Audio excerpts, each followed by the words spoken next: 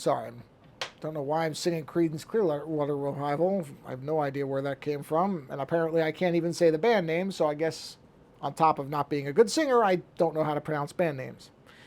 Well, I can't say the word hello either. Hello, everybody, is where I was going with that.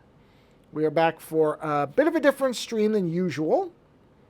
So this is going to be me talking about the Sheoldred, if I'm pronouncing that correctly, and hopefully I am. The Sheoldred image I did for Magic the Gathering. So if you'll bear with me one moment, I am just hashtagging the thing here on the Twitters. Here we go. Did I do that right? Did I do that right? I don't know if I did that right. Let me close Discord down just so I don't have too many things running at once. Well, I mean, it looks okay, so I guess that must be right. All right, so let me do that. And there we go. Let me just make sure. I think I did that right. Yeah, this does reveal my... I mean, not that it takes much to reveal my age, but it definitely does. MTG... Oh, I see. I was... I don't know if that really matters. Does that really matter? I don't know if that matters. Anybody who wants to find this will find this, I think, is how I'm going to go ahead and look at this. So, okay. Let me go ahead and do a retweet on the other account. Okay, there we go. That's enough. You know, there is a point where you realize you're just, you know, spending way too much time posting on different things when people will eventually find this stuff. I think that is a bit of an issue where we have to post in 80 places at once to get people to see things, when in fact they will probably find them one way or another, and that's fine.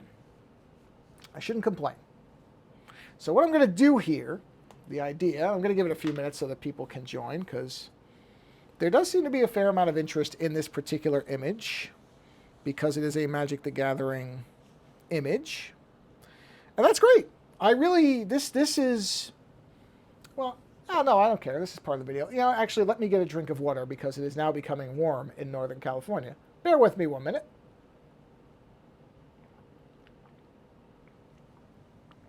But I am actually, this ended up being a very different day than I expected it to be. Because when I had the plan to do 2 streams, originally, which was probably a day and a half ago, whenever I first thought of it, it was a completely ordinary day. And I thought, okay, I'm going to have a nice block of time where I'm going to have a block of time free, have some stuff to do, then have a block of time free. So I just figured, okay, I'll just do 2 normal streams. And so the plan was originally, this is the joke, is every time I have a plan for a stream, it's why bother having a plan for a stream?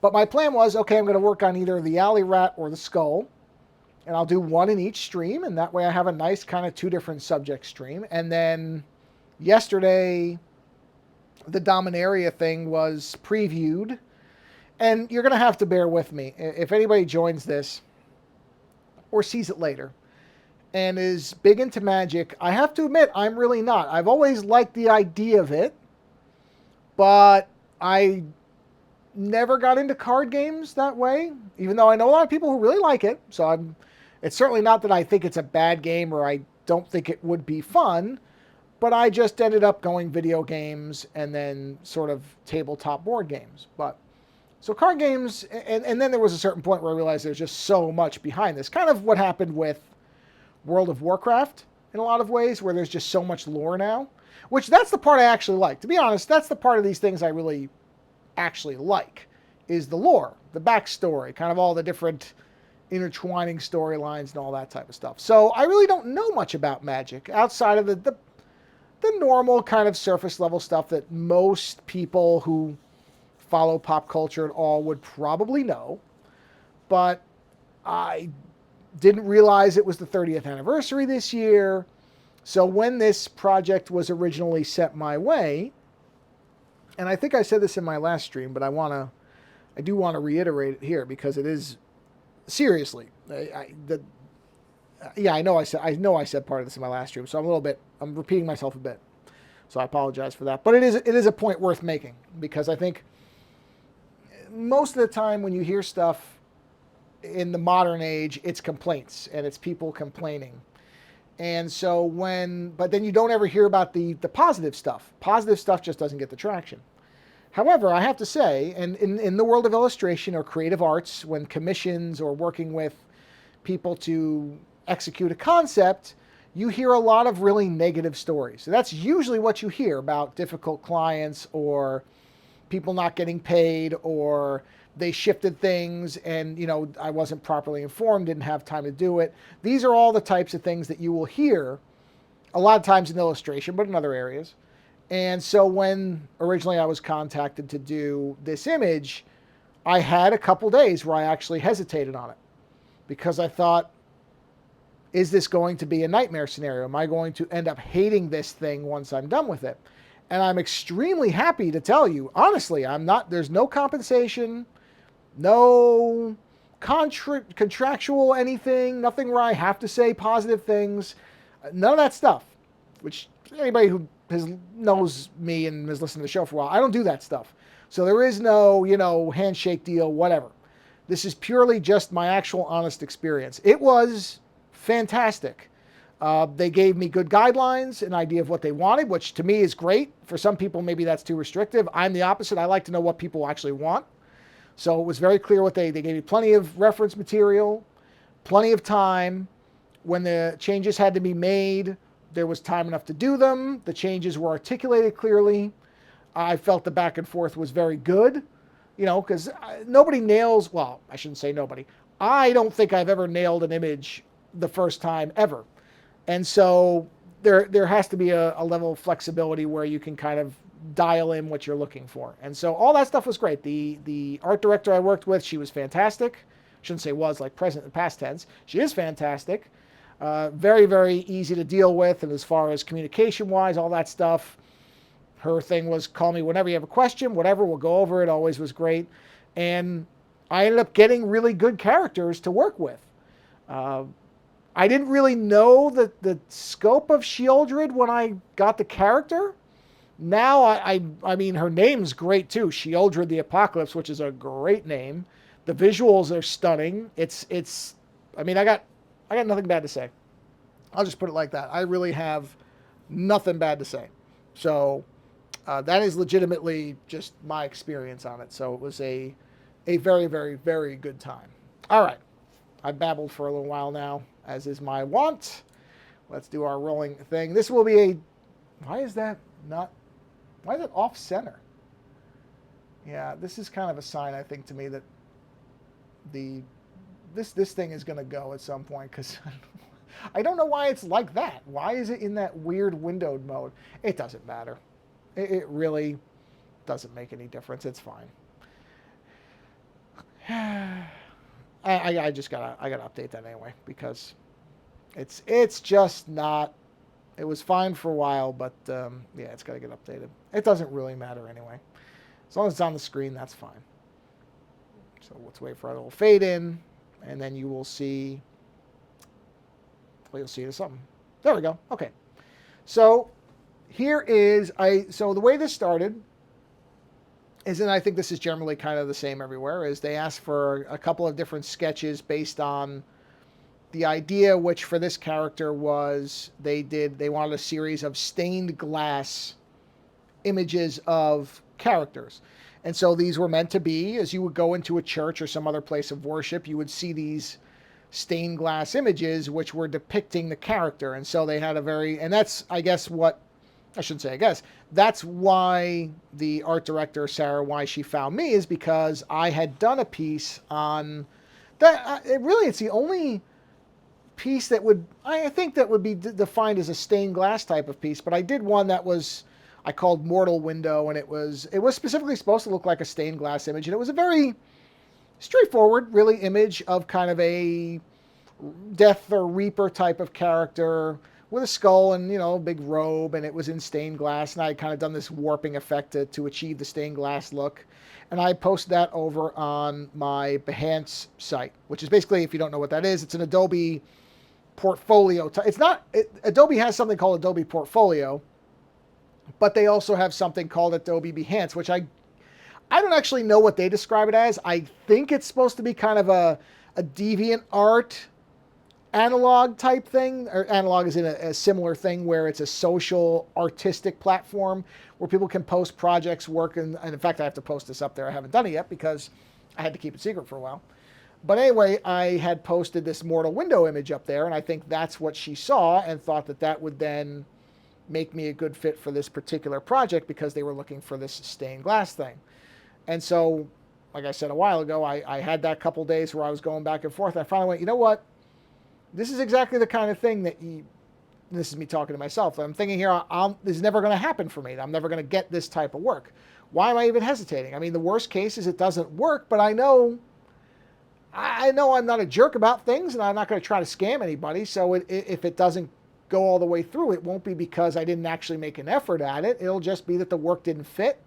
Because that happens. You have something where you work to a completed image sometimes, and the client comes back and says, we ultimately decided that this just wasn't the way we wanted to go. That's not really anybody's fault. Those things happen, especially when you're talking about a big company that's possibly doing a lot of things at once.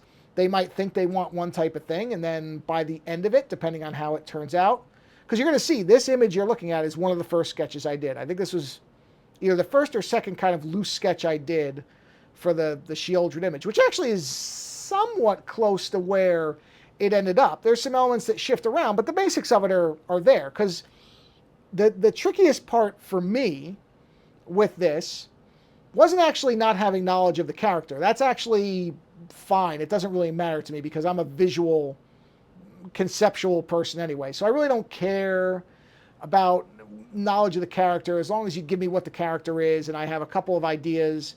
I had to clarify a couple things on, for example, the helm in this. It ended up completely changing because this was not right. But as long as I have the materials for it, the knowledge of a deep knowledge of the character really doesn't matter. I just need to know what we're actually angling for. And the important part was, okay, this is supposed to be a stained glass image that shows reverence for this character and represents some of her abilities or kind of how she would be perceived in the world that she's in. Okay, fine. That's perfect. So I did this sketch and largely got a lot of the elements right because, or sorry, I was saying the difficulty is that it's on a card, right? So these magic cards are, they're like playing card size. So an image, because this actual size is, I think, let me actually check. I don't remember if this sketch is at the actual size. Let me take a quick look and see what this is actually at. So this is 12 by 9. So this image, and again, if you don't work in visual arts or graphic arts, so basically what you're seeing here is you've got the pixel dimensions up top. You have what I always like better, honestly. I know that some people want to go by pixels, and that's fine. I mean, that's useful for some things, but I always like, I can visualize much better in kind of world dimensions. And I apologize, this is in, what is it, imperial, so it's inches. I have no idea how to do centimeter conversions if you're on the metric system. So sorry about that. It's a American foot by 9 inches. I don't know, whatever that is. And then the DPI is dots per inch. And pretty much print size, generally standardized around 300. I mean, you get some variation here and there, but generally, if it's something that's going to be reproduced in print, it's going to be at 300 DPI. So this is a big image in terms of it can be printed at full resolution with, assuming no or minimal loss of detail, at 12 by 9 inches. Well, the card ain't 12 by 9 inches. The card is far smaller than that. The card is probably, I'm going to say, in the range of, what would a playing card be? Maybe 3.5 by 5? No, that's even too big. It's probably 2.5 by 4 or something like that. So much smaller than this. So what you're talking about is, depending on your screen, it's going to be a little weird, but you're really talking about an image that's, I don't know, that. So you have to, I generally work big. So the biggest issue for me was trying to make sure that I wasn't illustrating something that was meant to be, and of course it's got a frame around it too. You're not just seeing the full image. It's contained within a frame. So for me, the thing was, okay, you have to work in a way where it doesn't feel like an empty image because it's small, that the temptation could be to have one bold central image and little stuff around it. The problem is little stuff at a small size is invisible or very tough to see. So you have to have things that are recognizable enough. So this was the first, I think the first sketch I did. And then I did this one, which was sort of a revised. You can see the arms are terrible. But this was kind of okay. Because again, what I did was I shrank the other one down and thought, yeah, it's too empty for that. So then I came up with this one, which was more of her leaning forward over these, enslaved subjects that she's controlling on the bottom. And then, you can see the hands are up there. So it was kind of a, what's the word for that? Like lording over the subjects type of thing. And because in many of the images that I had seen of her, she had this, centipede's not quite the right body, but an insectoid body with I think a mouth on it too. And so I had these kind of centipede links going around with legs on them. Those legs would be lost later because they just never quite worked out right. And so then that got revised down to, not that one, this one. So wait, is that the same one? Sorry, I'm accidentally, how am I having too many things on here? No, that's right. Is that image? Yeah, that is it. Yeah, so this was kind of a oh, no, this is one I was sketching over. Sorry, I've got the wrong one. This one. So then it came down to this. Because honestly, the most important thing, I mean, not this isn't the whole thing, but the central element was to get the Sheoldred character right. Now, one thing that changed, because one of the reference images made it look like she had eye holes in her helm, but then the AD came back and said, no, she doesn't have eye holes, so those went away. But for a while, she had eye holes. So that's why you see those there. They did not make it to the final image because ultimately she doesn't have eye holes. So let's see. Does this show it? Yeah, okay. So that, and you can see my notes there on the pen sizes. So this was basically, this is where I got to with herself. This I really liked, I thought, and the AD liked it. And so for her, which is the most important part, everything builds around, this became the kind of central thing. And I really do like the way this one came out. And you can see the helmet is wildly different, and it's closer to the reference material than if we go back to the first one. So you can see the helm there. That was me just playing with forms. But you can already see that's very different. And then the actual positioning is somewhat similar in that the arms are still outstretched, but not coming forward. And she's still looking up. So that was pretty much exactly where it ended up. And then, the rest of it was just dialing in the body and stuff. And like this symbol that's on her stomach, that will disappear. So you're going to see that in the next version. So then we jump over to, and I work in so many different images at a time. So let me turn the colors off here because this can show you kind of how this builds up. So then eventually we got to, and I don't know why those lines are erased. There's got to be a reason those lines were erased. But in any event, it got to, this became where the first black and white started out. So you can see the central image is in. Now this is where her helm, the eye holes have been changed. And so now there's basically like, I don't know what those, I have no idea. I was playing around with forms, but I don't know if they would necessarily be straps, but there's some kind of geometric shapes that are now covering her eyes, which later on those get very dark, so they're kind of difficult to see. But I've moved the symbol. Actually, I can just telestrate this. There's really no reason I can't. So the symbol then moved from here up to there. Her actual shape here is the same. That was the same as the other image. Dialed in down here, the enslaved individuals. And see, these lines that are erased are the actual power images. So I don't know why they're erased specifically. Oh, this was when I had her having two sets of eyes. That went away. Oh, is it there? There it is. Sorry, I didn't have the tendrils turned on. That's the actual, this is where it ended up with. You can see the tendrils coming down. And if you look at the tentacle legs, whereas in the original image there were these, legs coming off of each of the body shapes, that got junked out. That just never quite looked right. And honestly, this is fine because, again, it's not supposed to be a literal representation of the character. It is supposed to be a stained glass representation. And so you have, or I had, some room to play around with it. We still had to have the insectoid kind of element to it, but again, you have to remember, shrinking this thing way down to like that size, there was no way, you weren't really, and let's say I put the body here, like the carapace or whatever the word is for that, right? Even if I put this all in here, most of it's getting lost behind them anyway. So the circular kind of legs, they give that, I mean, she's an evil character, so I guess you would call it unholy divination idea, but it's the halo radiation coming out, the halos, which are in, classical art, halos are often around divine characters or deities, that type of thing. So The halo concept I was on right away. I got that. And then you have the circles, and in each of these circles, you see these lines here. Those are supposed to represent, if you look at stained glass, they have these join points. Or I don't know what, they probably have a name. I don't work in stained glass, so I couldn't tell you, but I'm sure there is a name for what they are. But they're essentially what you join each piece of the glass together with. And so I wanted to have those segments there, have some dividers. I don't do it in all of them. You can see that the what do you call it, the centipede pieces here, they don't have necessarily those breaks the same way, because you don't have to do everything the same. And then what is that line down there? How did I get that line in there? Did I do that accidentally while I was showing this thing off? I must have, because that line shouldn't be there. And now, of course, it's bothering me because I can see it. Okay, let me just erase that, because otherwise I'll go crazy. There we go. Glass joint. Okay, got it. So now we're fixed. Not that it matters. I have about 18 versions of this image already saved, but it doesn't really matter. So that was basically all the line work. And this was where, so again, if we go back, just so that, and actually this will be easier. Here's what I'll do.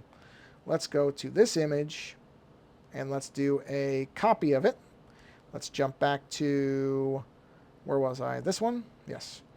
And let's go here, and let's go ahead and paste that over top, just so you can get an idea of what it looks like, right? So, okay, so, well, hold on a minute, because I have to resize it, because I didn't quite get it right. Oh, I did. There it is. Okay, yeah, because it wasn't exactly the same size. So there's the first image, first sketch I did. Let me zoom in a little bit. And this is where the final line work ended up. So you can see, basically, and I'll turn is the canvas guide still on? It is. I'll turn that off just so you don't have that line sitting there. So that gives you an idea of, oh, here, I'll do this neat thing I did on my other stream that was fun. So you can see that we go from that, just so you can see the differences, and eventually came down to that. So this is where the line work was. And at this point, okay, this is, all right, line work's good. Now it's time to jump into the actual colors. And this is what's funny about the fact that I had done that piece on Behance. Because I had done that piece probably, I'm going to say it had to have been 3 to 4 months before I was contacted for this. And I'm going to get rid of those stupid lines, because now that one line is bugging me. So hold on. Because I didn't realize I had that other line there. Where is that line? Oh, it doesn't matter. I mean, it's not going to make a difference. But there's this line here. Where did this line come from? It's not there. What is this? Is there nothing else on that layer? Really? Oh. Okay, well then who cares? Well, actually, it doesn't really matter. Let me do it the right way. Sorry. Like I said, I've got, actually I do. I have like 14 versions of this image. What am I worried about? Clear it. Okay, there we go. So I had done the Mortal Window image, like I said, 3-4 months before I'd been contacted for this. And that's really the only image I'd done where I had a nice stained glass effect. Thing is, I really couldn't remember how I did it. I mean, I had a rough idea, but now I got to this point in the image and I went, okay, now I got to create the stained glass effect. And that really was, I probably tried 3 or 4 different approaches where I would take a section of the image, and I can show you kind of what the workflow was for it, just as an example. So if I put a new layer up here, or actually let me go underneath. So let me put a layer right here. So let's say we're going to make the stained glass green. Let's do that. And I took, let's say, a standard, well, I didn't use a standard paintbrush. I used, I believe, let me take a look. I'll know, okay, that is, Storm Bay is one element, but that's not it. I believe it was an actual brush. Let me look in the paintbrushes. Okay, I think it was one of these. Let's see if it was, it might have been this one. Let me take a look. No, it's not that one. I'll know it as soon as I see it. No, it wasn't Old Beach. It wasn't one of these. But I basically took one of these. That does come into play, but that wasn't. Oh, and I did use some of the lightning effects. But I had taken one of these brushes. Was it this one? It might have been this one. So if I'm doing it right in this section, we'll just make it like this halo. I would take this and, you know, do something like that, right? Okay.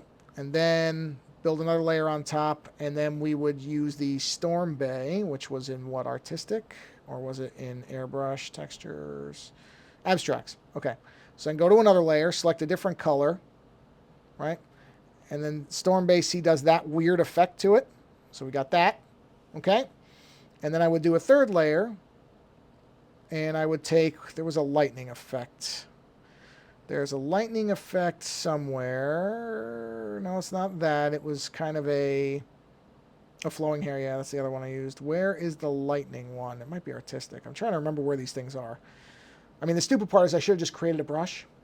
If I'd been smart, I just would have created a brush. But then again, there is something that's good about doing this new every time so that it's not just a brush. There's no problem if you want to use a brush. Don't get me wrong. Here it is, water. That's not lightning, water.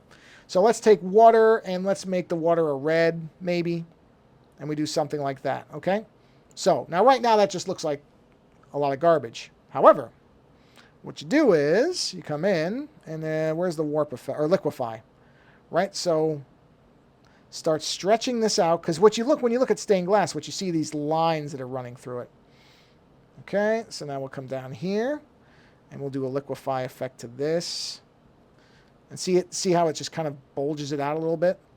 But you start doing something like that. And I was playing around with different effects. So you start doing things like this. Okay, so see already you got this black area in here. Now I'm doing this really fast. So this is not exactly what I did, but it's close. Because you're basically just trying to create layers within each of these pieces of glass. Ooh, that's a nice effect. I like that. And then we'll take this and we will do another liquefy on here. And see something like that. I really want, what the key is to stretch it out. To make it look like there's these, yeah, there you go. Some glass. See those lines? That's what I infer to glass. Or take from glass. And that's something where you drop it out. You know, so maybe the water doesn't work. Actually, the water doesn't work, so we're going to get rid of the water. So it's something like this. And then I might just mess around with the actual colors to try to make it a little bit more in line. Actually, what I could probably do is just drop the saturation down. Yeah, you lose too much of it, though. So let's mess with the hue a bit. Ah, see, okay, now it's getting close. Because you want it to feel related. You don't want it to be completely different colors. Yeah, okay, that's good. Right, okay, so there. So now we've got basically, I mean, this is quick, so I'm doing this very quickly. But I think the final element I did was, I'm not sure if it was a charcoal. I can't remember whether, I'm thinking it wasn't charcoal. It might have been this concrete block. That sounds right to me. The concrete block seems like what I would have done. And I think I just did that in maybe black? Yeah, okay, there we go. So that's just to add a little bit of pitting to it, and that's way too big. I probably did it on a smaller brush size. So just run this around here. Okay, never mind, it was bigger. So something like that. Okay, so that's very, very quick. And then, you know, fade that out. And probably I did an effect on that. Ah, that looks good. Yeah, maybe not. Wait, let me see. Again, I'm doing this off the cuff, so this is not supposed to be exactly the same. Well, that's not bad. And then just a little, just to give it texture. Now, there is an argument that once you're at this size, can you even see that anymore? Well, maybe not.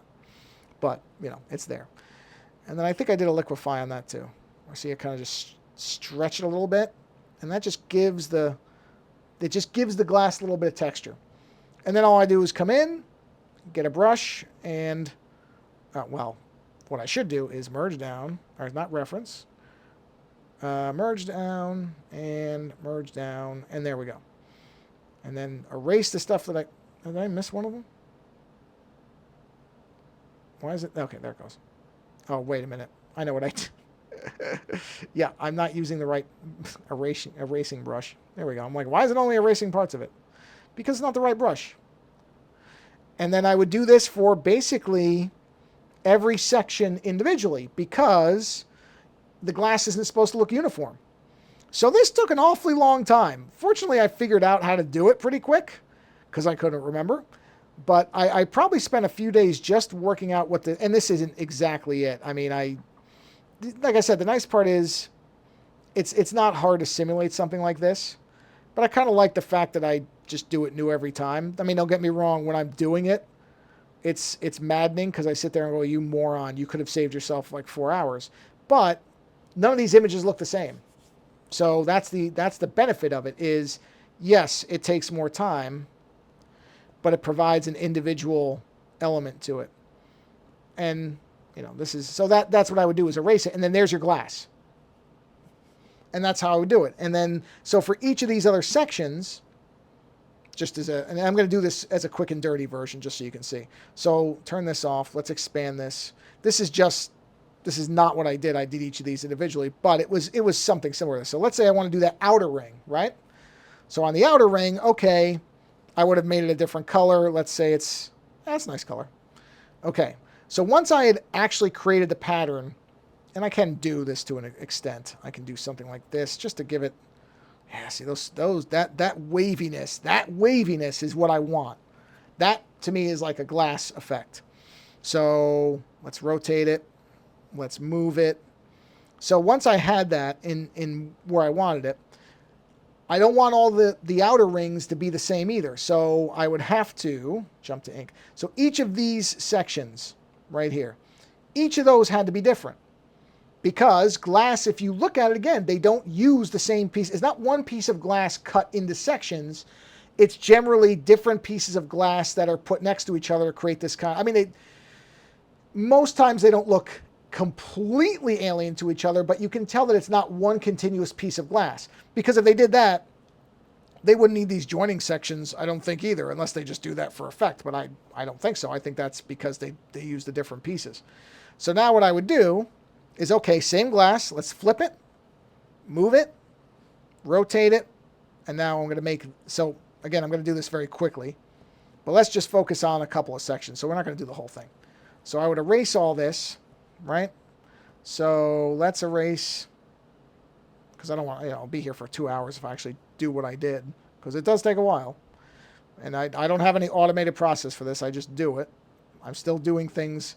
Amazingly, for doing something in digital, I still do a lot of things by hand, or as much as, not necessarily a traditional media way, but okay, so let's just do this, just because I know visually it can get very busy here with all this stuff. So let's just cut all that out.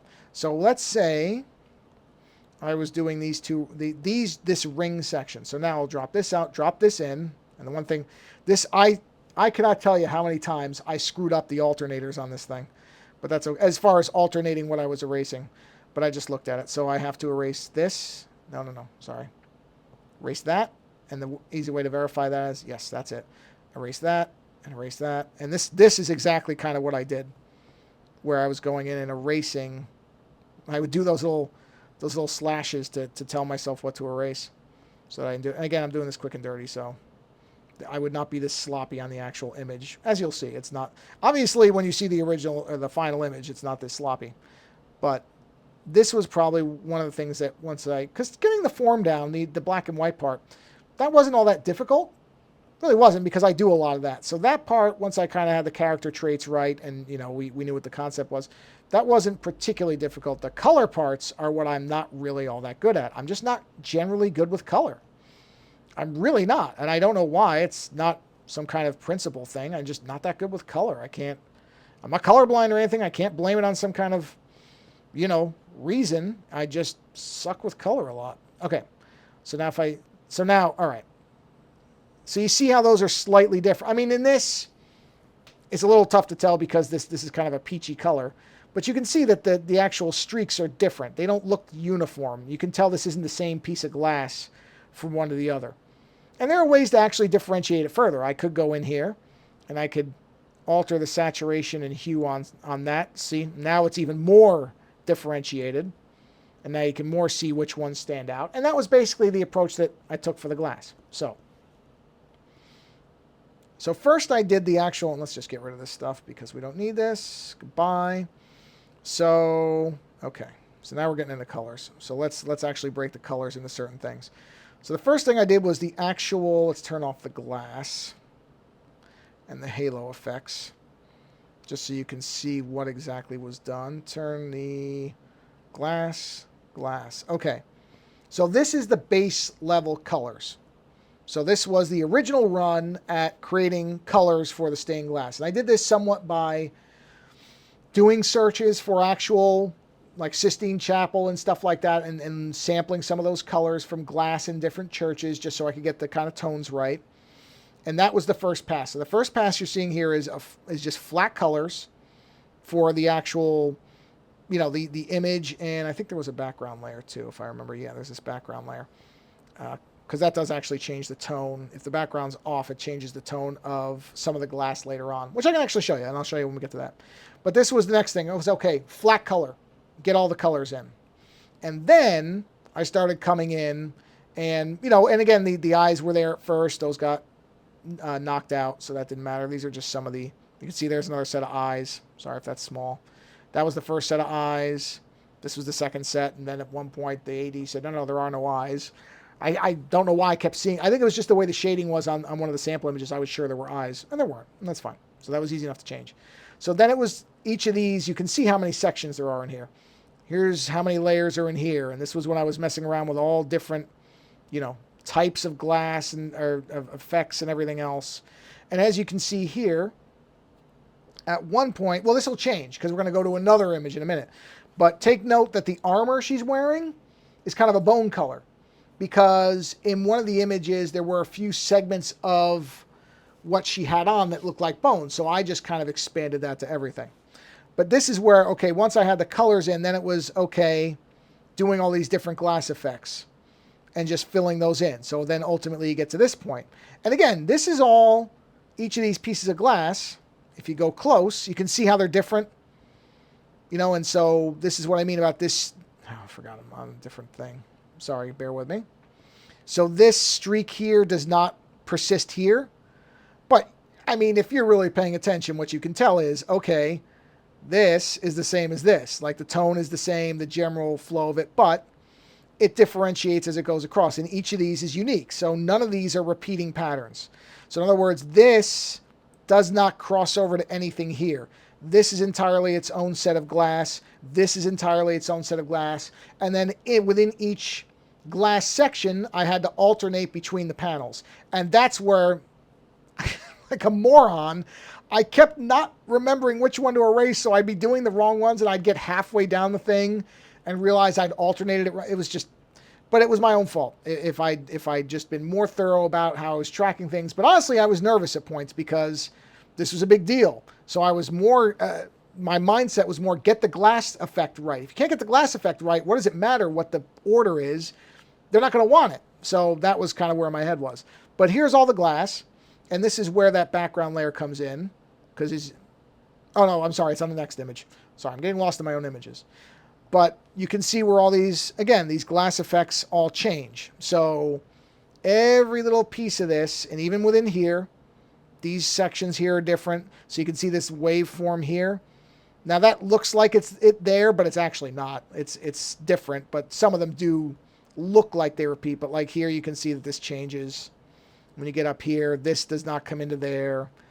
So it's mostly, that was a long time, was just getting these alternating pieces done. And where's the glass on her? Oh, is it this? No, those are the halos. Where's the glass on? Well, this isn't the finished image either, so. Yeah, that's right, because I think, there it is. These were, okay, so I had forgotten to turn those on. Sorry, my fault. So here too, same thing. These have to be different. The lips have to be a different section. That just takes time. It's not really difficult. But I would do each of these sections. So what I did do is so for stuff like this, where it's the same color, those I left the same because I figured, okay, if you were taking stained glass, I mean, I don't know stained glass. So again, this is completely my logic, which may not be real logic. If it's the same color, you probably would use the same sections of glass. So yes, this flows.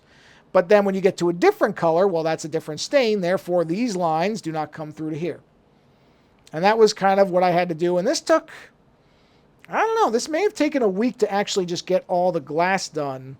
Probably, I'm trying to remember, because I actually had a little routine for a while where I would walk down to, I'd take the iPad and walk down to the Starbucks near the house, because there's one about a 5-minute walk away. And they have these nice chairs. And I would just kind of sit in the chair and work on this for a couple hours every morning and then take a break. Because I mentioned in my last stream, it's very important to take breaks from this stuff. Otherwise, you start getting way into your own head. So at this point, I had sent this image to the AD and said, okay, I think this is, you know, let me know where this is, but this looks like it's pretty much, you know, where we had discussed it. And she took a look at it, and then she went back and consulted with some of the writers and some of the people who I guess maintain the lore for the entire series. and they came back and said, you know what? It's a little too bright. It's a little too light. This is supposed to be an extraordinarily dark and not necessarily demonic, but evil character. And this feels too, I guess, light side of the Force, if you want to use that analogy. I know it's a terrible one to cross over with different properties. I'm just saying that's the closest thing my brain can get to. So this was too divine as opposed to malevolent. So very easy to fix, really. And this is the nice part about having it all in digital, because I could literally just go and say, that glass sucks, take it out, gone. And then I could just do the colors, and or actually conversely is what happened. So if these reds are too bright, I don't have to destroy all the glass. I can work on the colors directly and then reapply the glass effect, and I don't have to worry about the colors under there. And that's what led to this image. So this image and the one before, there are parts that are essentially unchanged. For example, let me put a new layer up here. This color, the halo stuff, the orbs, the enslaved I think are a little lighter, because once we darkened everything out here and out here, sorry, I know it's tough to see, then it became, okay, we need to have the enslaved beings pop out from the image a bit. But again, the thing is, because you can see the forms are the same, and they're essentially, but this is a much darker image overall, because now the insectoid parts are much darker and red. That purple is gone.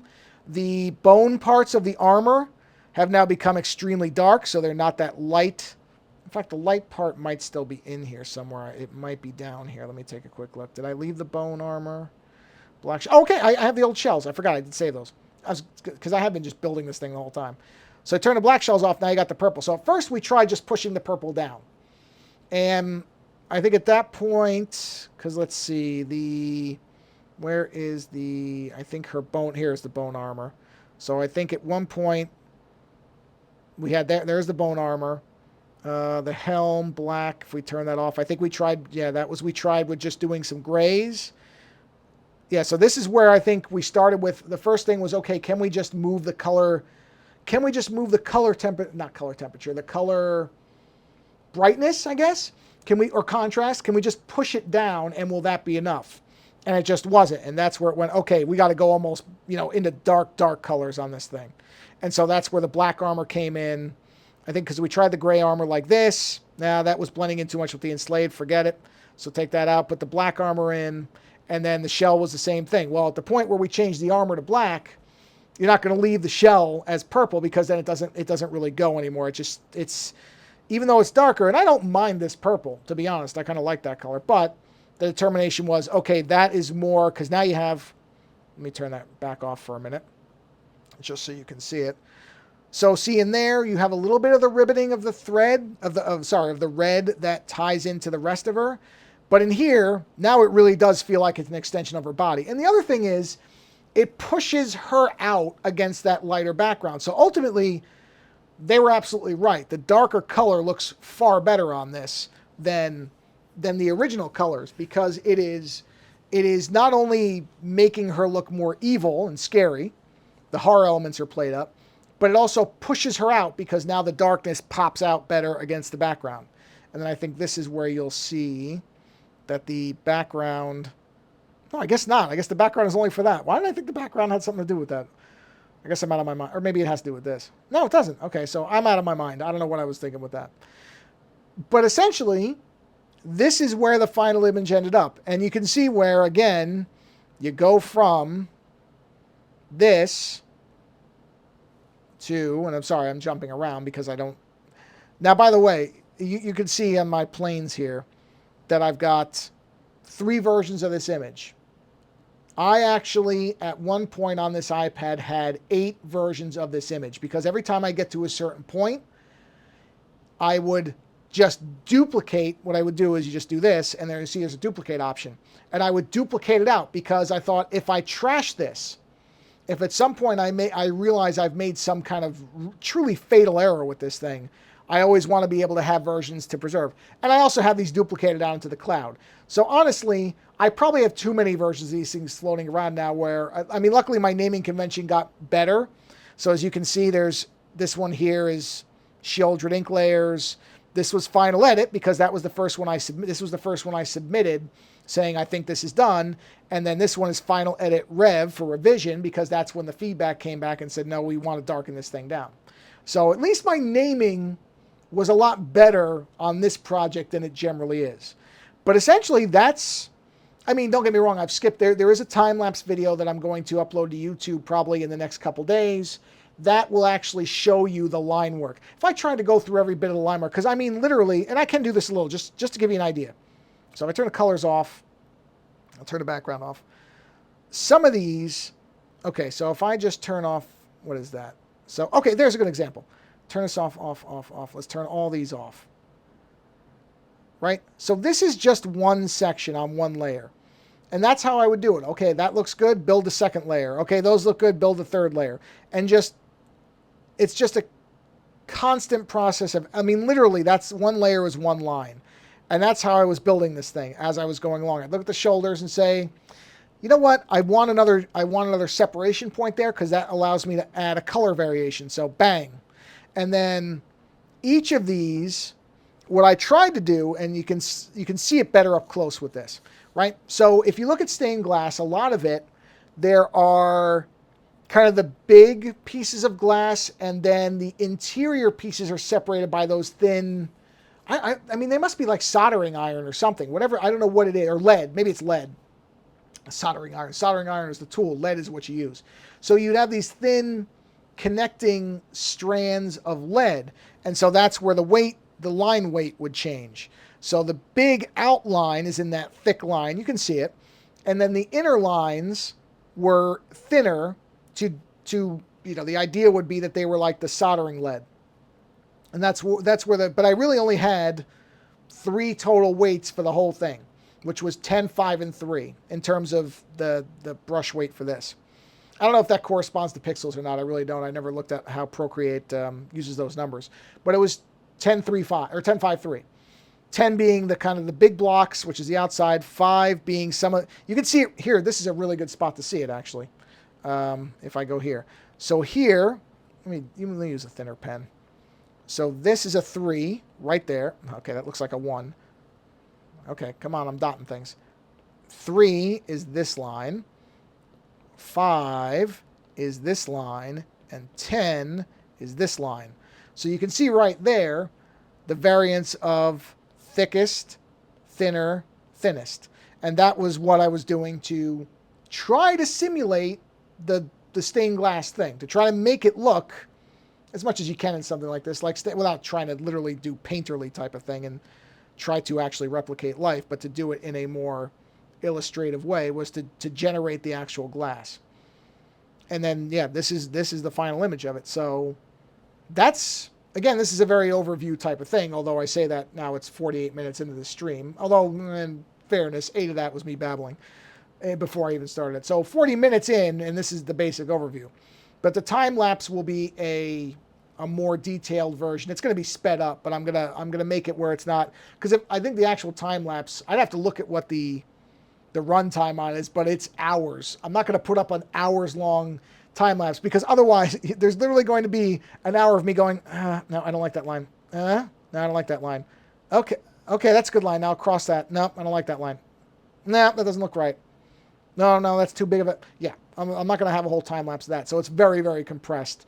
And then parts where I was literally sitting there doing 8 versions of a color, yeah, I'm skipping over that stuff. Nobody's interested in that. But you'll be able to actually see a much more layered build of the image that ended up with this. And this is the final one. So this was a great thing to work on. I have to say, it was, even if this thing had never come out, which, I mean, that would have been a shame because I really do like this image.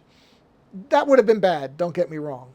But even if it had not ended up being used, it still was a really fun process because, again, I really don't know that much about magic, but I do love this character now that I've worked on her.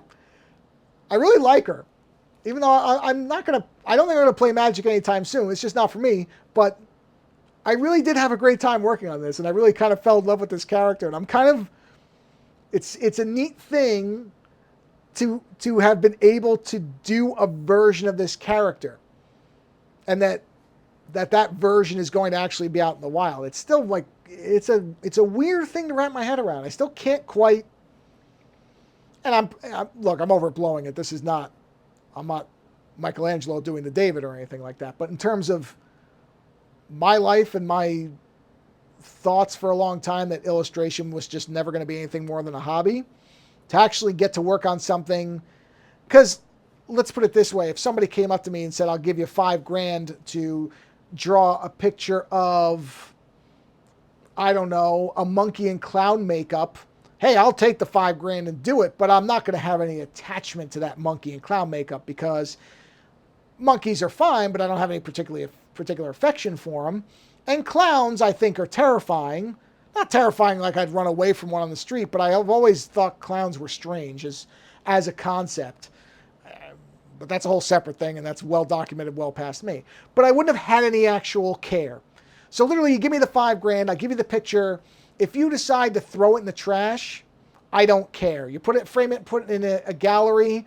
I'd show up and pretend that I thought it was a great piece that I was proud of. But inside, I'd know I didn't care, because I had no investment in it. There was nothing interesting about that. It's a monkey in clown makeup. That's something that anybody could really just do. Something like this, it's not only the first part is understanding all the creativity that led to the character being created, which I have a great appreciation for. That people came up with this concept, that somebody visualized it before me. I did not create this character concept. This is my interpretation of somebody else's concept. So this is a great monster design right from the beginning. And then that, of course, came for, I don't know whether the design came first or the writing came first. I'd have to ask the AD. My suspicion is the writing came first. They probably had written down these, that's usually how it works, is you conceptualize in writing, then you have somebody that visualizes that concept, and the two of them work together because the writer usually has some type of mental imagery, and you kind of form it out of that. But that has led up to me being able to take that and do something different with it. And I don't want to lose that particular appreciation. That's why I'm making sure I mention it. I do not want to position this as if I came up with this character. I didn't. This was a number of steps that I was then entrusted to make a version of. And the fact that I like it, and that I was able to do something that I like, that people trusted me with, because if I ruin this, I mean, don't get me wrong, they probably just wouldn't have used it. But still, I wouldn't want to be that person who does a terrible version of a character that people have put all their time and effort into. So this is, quite frankly, a really surreal thing for me to have even been a part of, because I don't think of myself as this type of illustrator, meaning just kind of had given up on any type of ever seeing my work in the wild. Let's put it like that. Sure, post it here and there and people like it, and that's fantastic. Any appreciation is great. It's one of the things I tell people that are artists when they're like, oh, well, and that's one thing about, there's a plus and a minus to social media and all the avenues to having your art seen, is there's a pressure that comes along with it that I never had when I was younger. There were no outlets like this. You literally would only show somebody at comic conventions, or if somebody said, can I see your sketchbook? That was your social media outlets. No Instagram, no Facebook, no Twitter, no nothing. The Behance, DeviantArt, none of that existed. And the bad side is that it made it harder for your work to be seen. The good side was it made it harder for your work to be seen. So there was not the concern over, well, what if the first 4 comments all say you suck and this is terrible? That's something now artists have to deal with. And that's kind of when I talk to some people who are younger, I say, look, as long as one person likes what you did, that's it, man. That's the success point. It wasn't just in your head. You got it out of your head onto whatever medium you did, and somebody liked it. That's it. Who cares if 1,000 other people didn't like it? Because honestly, there's a lot of artists who have their stuff hanging in museums, whose art sells for millions of dollars, and there's lots of people who utterly hate it. I can't figure out why anybody likes Jackson Pollock. Can't work it out, man. I can't do it. It's just drips on a canvas. But obviously, a lot of people do. So, assuming he was alive, should he care what I think? Absolutely not. Because he did the work and people appreciate it. And it doesn't matter what that ratio is. That's not what matters. All that matters is that somebody appreciates it. So take that and put it into something like this, where a lot of people get to see it, and a company actually thought I could do this, and that's amplified 1,000 times. So, with no, I never contacted them, I never did any marketing, no nothing, they just found it. So there is no reason anyone who has any creative impulse cannot get to this point. That's the beauty of it, man. Anybody can get here. I am not special. There is nothing in my art or mind that is somehow generational or Einstein level. Anybody creative can find this success. Put your stuff out there. Let people see it.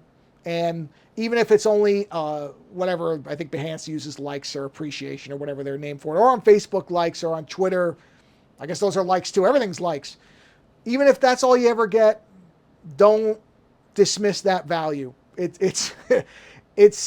may take a while, but you really just don't know. I mean, you just don't know. So, sorry, I've been rambling for like 7 minutes on nothing now. But anyway, that is the road from the very beginning of this sketch, when I had no idea what the thing was going to look like. And I mean, that's not a very detailed sketch. That's just a bunch of forms on a page with just a couple of essential elements to getting to that point. And that was the final product that's now going to be, that is actually, I mean, it's not for sale yet, but it's out there. So hopefully this was somewhat entertaining to listen to. I have never done one of these before where I went through the process quite like this. Generally, I've just done the time lapses, but I haven't kind of sat here and run through all the 4,000 layers of madness that most of my work comprises. But that's where Sheoldred came from. That was from the initial sketch to this being the final image with that big change. And that is, this is a radically different image in many ways than this is, although it's the same foundation.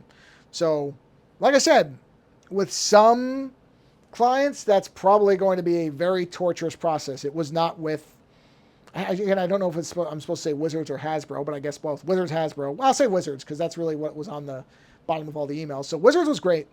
I had a great experience working with them. I don't know if I ever will again. This might just be a one-off. If so, I'm not going to complain because I didn't think I'd ever have this. But if it ever came around, I wouldn't even hesitate to say, yeah, absolutely. What do you want me to do? Because if you work with somebody and you have a good rapport with them and experience with them, then stick with them. Do good work for them and work for them as long as you can. Because it's not a common thing. All right. I don't have anything else to say, or I'm just going to start rambling about pointless things. So hopefully this was a fun little informative look at how the Sheoldred image came about. I will post the time lapse and I'll put that onto Twitter and probably Discord. I don't know where people are coming from, but I will have it on there. So if just on the off chance the social stuff isn't. Oh yeah, that's right. Well, let me jump back to that. There's where you can. You can't see I'm guessing you can't see the cursor. Top left is Twitter.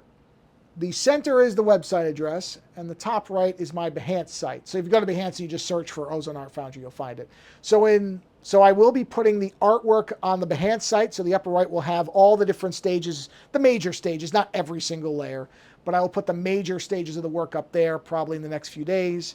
And if you follow me on Twitter or just check it, you don't have to follow me. I'm not trolling for follows.